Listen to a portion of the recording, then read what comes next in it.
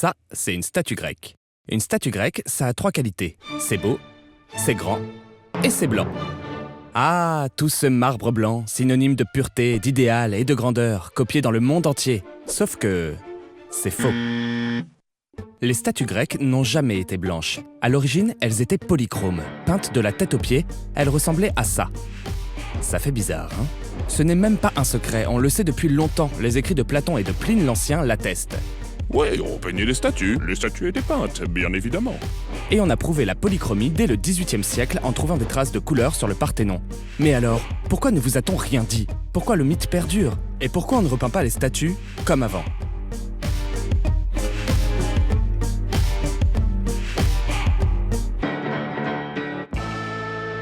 En France, les ateliers d'art des musées nationaux copient les chefs-d'œuvre de l'Antiquité dans une blancheur immaculée, même si c'est faux. L'archéologue Philippe Jocquet veut en finir avec ce malentendu, et on peut dire que c'est pas gagné. Je crois qu'on peut le dire, oui. En Grèce antique, peinture et sculpture étaient 2 arts indissociables, aussi inséparables qu'une tarte aux pommes et sa boule de glace vanille. La naissance et le développement de la cité grecque est indissociable de la présence de la couleur dans tous les domaines, notamment de la religion. La relation aux dieux, aux divinités de la Grèce antique se fait par la médiation des couleurs. Pour se faire bien voir des dieux, il fallait leur en mettre plein la vue. Les Grecs peignaient les statues avec des couleurs flashy. Mais pourquoi ont-elles blanchi? À cause du manque d'entretien, avec le temps, les couleurs ont disparu. Et l'arrivée du christianisme a effacé les traces de polychromie. Finalement, ce que les gens de la Renaissance découvrent, ce sont des sculptures qui sont des copies romaines d'originaux grecs perdus, et ces copies romaines, transcrites dans plusieurs matériaux, étaient certainement des copies incolores. À la Renaissance, les artistes produisent donc des statues monochromes et installent l'idée d'une antiquité blanche. Car si l'antique c'est chic, le blanc, c'est bien pratique. Ça permet d'enterrer le Moyen-Âge et ses couleurs barbares et de se différencier de l'art ottoman, le grand ennemi. Quand l'Allemand Johann Winckelmann invente l'histoire de l'art en 1764, il fait de la blancheur la norme à suivre.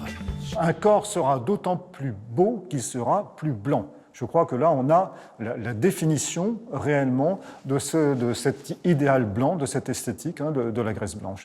Ce mythe d'une Grèce blanche occulte la réalité d'une antiquité métissée, et il perdure en Europe même s'il est contredit par l'archéologie.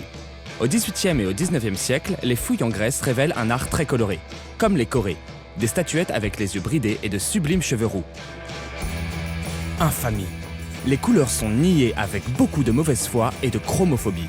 Les archéologues les voient, ils les décrivent, mais dans le même temps, immédiatement, ils en produisent des moulages, ils tirent des copies en plâtre qu'ils envoient immédiatement dans les expositions universelles, parce qu'il s'agit aussi de montrer qu'on produit du blanc. L'Europe nie la couleur car le blanc est politique. Arthur de Gobineau a théorisé une supériorité de la race blanche en 1853. La blancheur des statues est un synonyme de supériorité intellectuelle et raciale sur les autres peuples. L'esthétique monochrome sert d'ailleurs la propagande idéologique de l'Italie fasciste de Mussolini et de l'Allemagne nazie d'Adolf Hitler. 70 ans plus tard, les statues sont toujours blanches. Pas pour les mêmes raisons. Grâce aux rayons ultraviolets et infrarouges, on peut retrouver des pigments de couleur sur des statues vieilles de plus de 3000 ans. Et donc, on peut les repeindre. L'archéologue allemand Vinzenz Brickmann a fait des essais de polychromie. Mais le public et les scientifiques sont sceptiques. C'est assez kitsch, et il faut le dire, pas bien joli.